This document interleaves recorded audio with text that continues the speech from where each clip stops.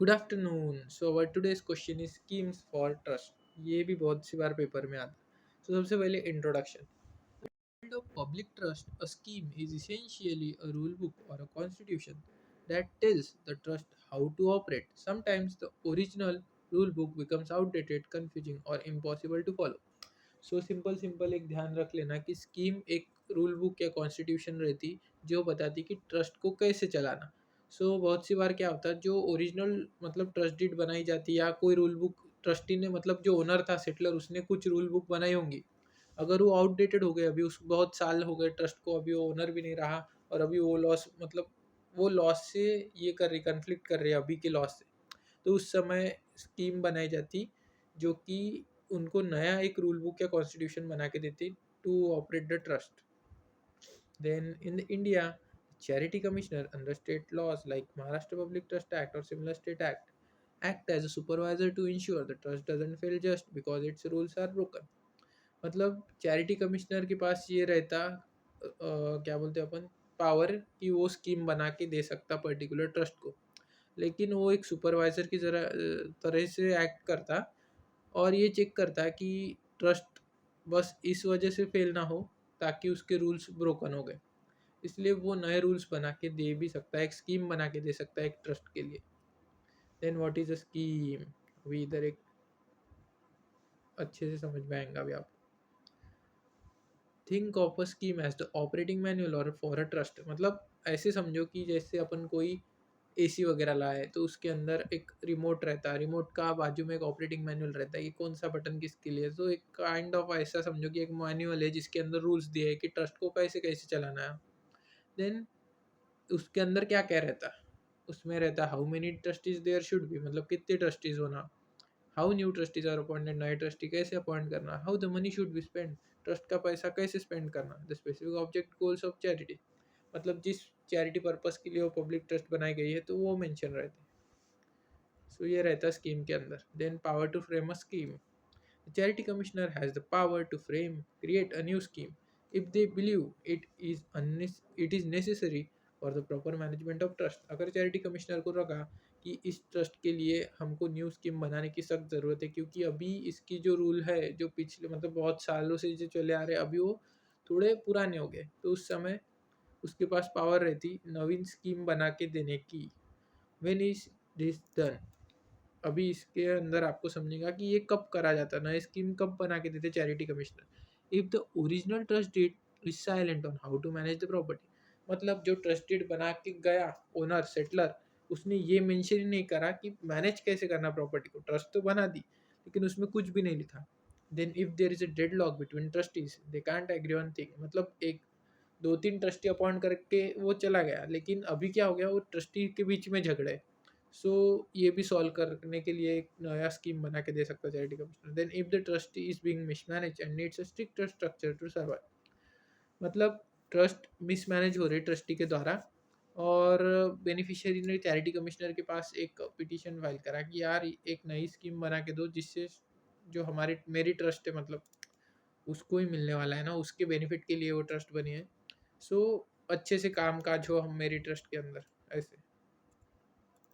Then power to amalgamate merge schemes, मतलब amalgamations means joining two or more trust into one.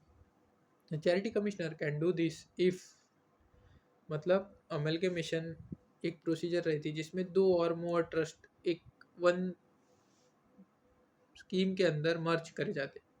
मतलब example दूंगा मैं आपको, इधर एग्जांपल है, पहले ये पढ़ लेते, अगर ये समझ में नहीं आए तो मैं बताऊंगा। The trust have similar object, मतलब ऐसा हो सकता ना, two small trust both running eye clinics in the same village. इधर इन्होंने एग्जांपल दिया कि दो ट्रस्ट थी, एक ए ट्रस्ट एक बी ट्रस्ट, दोनों का एक ही पर्पस था कि फ्री में आई क्लिनिक थे दोनों के, मतलब आई के हॉस्पिटल्स वगैरह समझ लो। तो दोनों का एक ही पर्पस था कि फ्री में आई की सर्जरी वगैरह या कोई भी आई ट्रीटमेंट हो वो कम से कम पैसे या फ्री में हो सके। तो लेकिन क्या हो गया, एक ट्रस्ट के पास थोड़ा सा फंड का कमी आ रहा और दूसरे ट्रस्ट के पास उतने एक्सपीरियंस ट्रस्टीज नहीं है, फंड तो है। तो इन कंडीशन में चैरिटी कमिश्नर क्या कर सकता है, दोनों को बोल सकता है कि तुम्हारा ऑब्जेक्ट तो सेम ही है, दोनों को लोगों का भला ही करना है, तो एक काम करता है ना, दोनों का मिला के एक नया ही ट्रस्ट बना लो, या एक ही ट्रस्ट बनाओ, ए एंड बी ट्रस्ट बोलो या फिर सी ट्रस्ट बना लो एक नया, और ये फंड देंगे और तुम्हारे पास एक्सपीरियंस ट्रस्टी है तो बहुत अच्छे से काम काज होगा और आप दोनों का पर्पस जो पब्लिक वेलफेयर है वो फुलफिल हो जाएगा। तो इस पर्पस के लिए भी अमलगमेट कर सकता एक स्कीम के अंदर charity commissioner. It is more efficient to run the in as one large unit rather than two struggling small ones. For example अगर वो दो ए और बी अलग अलग रहेंगे तो दोनों भी मतलब अच्छे से अपना काम नहीं कर पाएंगे, अगर वो एकजुट होकर काम करेंगे तो बहुत अच्छे से कर पाएंगे।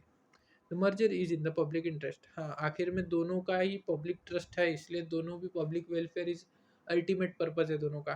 तो मर्जर के बाद तो और अच्छे से उस पर्पस को फुलफिल कर पाएंगे। Power to modify or vary schemes, the charity commissioner doesn't just set it and forget it. If a scheme was framed 20 years ago and is no longer practical, they can modify it. वही जो मैंने बोला कि 20 साल पहले एक हाथ trust deed बनाई गई थी, अभी वो आज के लॉ से मिसमैच कर रही, मतलब कन्फ्लिक्ट में जा रही। सो अभी वो चैरिटी कमिश्नर उसको मॉडिफाई करके दे सकता।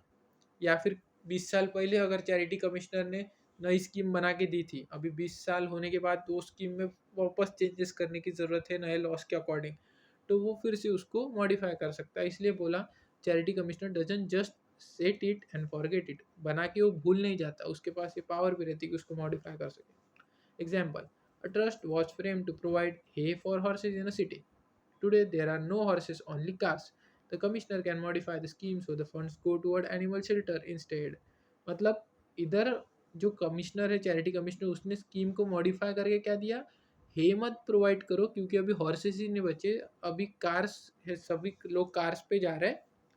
तो उसकी जगह पर्पस हॉर्सेस को ही हॉर्सेस के लिए ही रखा, लेकिन अभी उनको एनिमल शेल्टर, मतलब हॉर्सेस एक एनिमल कैटेगरी में आते ना, तो हॉर्सेस को पर्टिकुलर ना रखते हुए उसने अभी पर्पस बदल के एनिमल शेल्टर कर दिया बस।